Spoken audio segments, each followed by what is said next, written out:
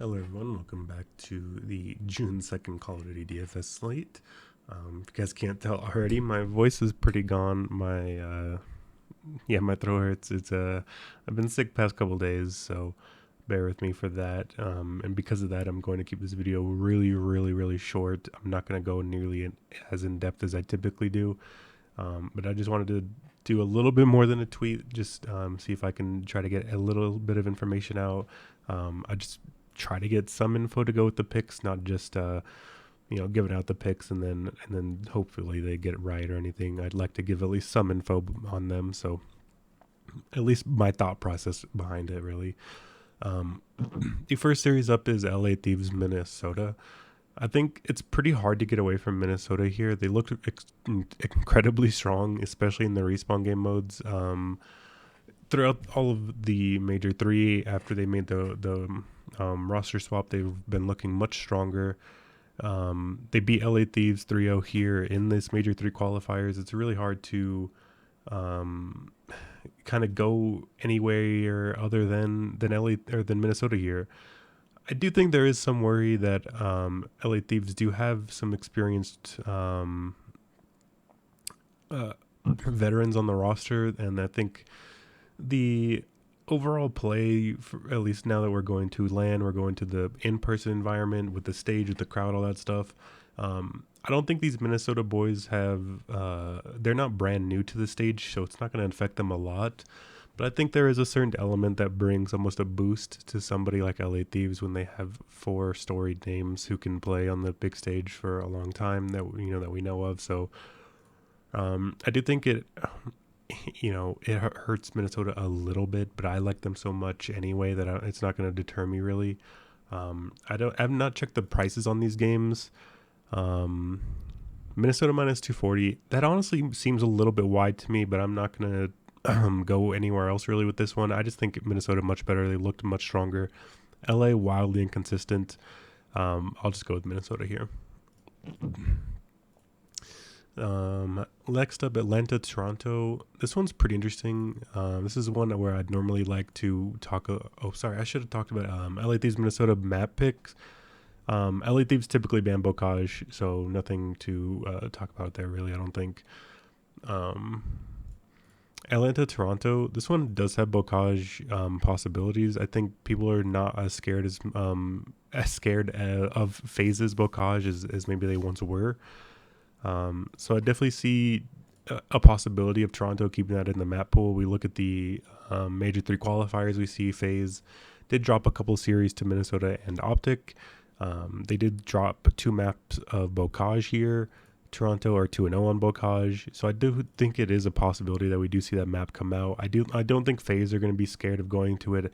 I don't think Toronto are going to be scared of it. I think Toronto have a good reason, hopefully, to go to that map. So Bocage chances here pretty good. I would probably say like 65% chance Bocage.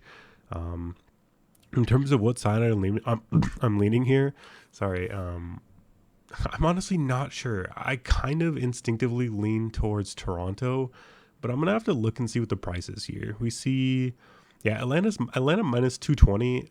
That feels a little crazy to me. FaZe just haven't looked completely good yet. Like, obviously, this is a pretty scary pick to have. I'm going to go with the Toronto underdog here just based off of that price tag. I think Toronto's been looking much better lately. FaZe have been looking a little bit worse.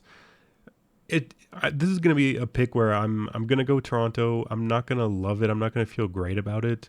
But when we look at when we're going to watch the series tomorrow, and there's definitely a lot of possibility that we see FaZe kind of just blow them out. We see FaZe kind of return to the big number one team, very dominant team form, and they kind of blow Toronto out. We're going to be like kind of kicking ourselves on that one a little bit maybe, but I think overall, just based off what we've seen, I like Toronto a little bit more than the price tag here. I could argue this is probably like a kind of a coin flip, like a pick 'em maybe. Maybe the slight lean towards FaZe. Like if I were to put up my own number on this, I would say FaZe minus 130, Toronto like plus 100 or something. Like I don't agree with this price tag, so I'm going to go with Toronto. Again, this is going to be like kind of a clincher here. Like, we're not going to be, I don't think this is a complete misprice or anything crazy. This is just my lean on the price tag. And again, I like Bocage chances here. I like playing some Minnesota players, or sorry, some Toronto players here. And yeah, that'll be it from that one. Next one up, Florida, Texas. I don't want to spend too much time here. I think this one is pretty heavily in the Optic Texas side. Granted, I don't know what their roster is going to be. I would assume they're just going to stick with Pro Loot since that's what they've been doing for all the qualifiers so far. But who knows? Maybe they want to bring back Illy, for these big matches on LAN. I'm not sure. I would just imagine they would go to Pro Loot. That would make a lot of sense. Although I do like Florida and maybe some of their potential upsets or like some of their prospects here, maybe in the other places in the bracket. I can't pick them against Texas here. I think Optic's probably been too consistent number 1 or 2 team. I think there's a few teams. I think there's probably like 4 teams I could see win this major for sure, and Optic is one of them. I don't know about Florida. They're kind of a long shot. I just think this is just Optic, and it's hard to get away from it really. Optic minus 525. That number does seem a little crazy to me, but again, I'm not going to get away from it really. Bocage chances, it's a possibility. Florida typically don't ban it. I don't know if Optic are really that scared of it either. I'm not sure what bans will be. I would think Florida probably bans Tuscan, and then I think Optic maybe bans the Gavutu, since Florida's 3-0 on that. So maybe we get a Berlin and a Bocage. That's a possibility. I'm definitely gonna leave Bocage in as a possibility for this one. Probably leave it at like 40% or so. I don't think either team wants to get to it really bad or anything. I just think it's definitely a possibility. Actually, I'd probably leave it maybe like 50-50. There's definitely a decent chance we get a Bocage here, so I definitely like Optic for that reason as well. Then the final one, New York versus Seattle. This one is pretty interesting as well. One that I would like to have spent a little bit more time talking about. But to kind of sum up my thoughts a little bit is I'm definitely gonna be worried on this one for sure. So if we look at Seattle's match history here a little bit, they've lost to Toronto, who we know is a pretty good team here. They beat Paris, beat LA, beat Florida, beat London. There's just I just feel like there's a little bit missing here in terms of context for Seattle. I just don't know how good they are. They lost to Toronto in a close match. But I think Toronto's probably like a top 4 team. They're one of those 4 teams that I was talking about that you could definitely see winning this major. I would have that as Atlanta, FaZe, New York, Optic, Texas, and then Toronto. Actually, maybe Florida or maybe Minnesota as well.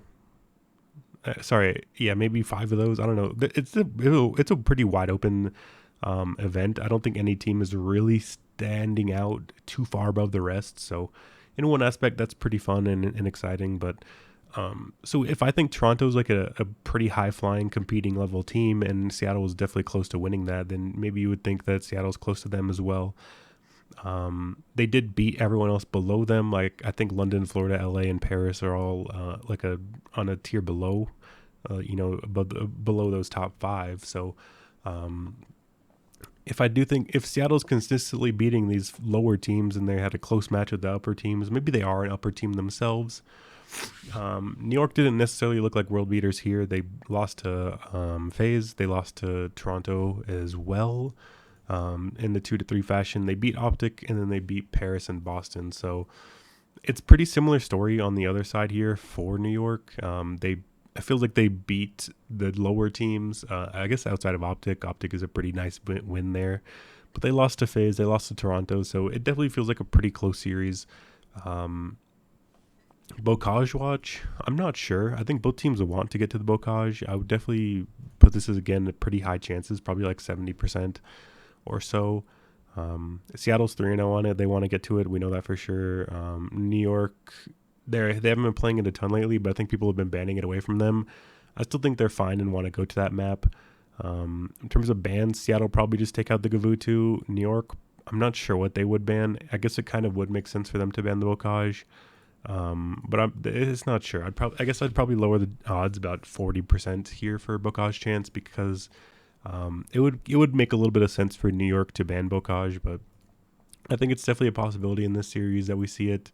Um, this one might just be like a kind of go with who's cheap because I think this is going to be a close series. I think this is going to be like there's a quote unquote value on both sides. So I'm not going to really X out either side here. I'm just going to see what makes sense when we go to make our lineups because I think both teams are pretty good in respawns.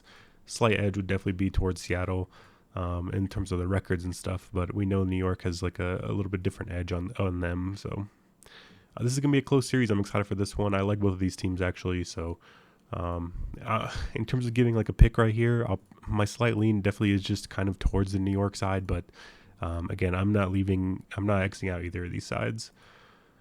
If we check prices here, I mean, Seattle's just way too cheap. I mean, New York is pretty cheap, granted, as well.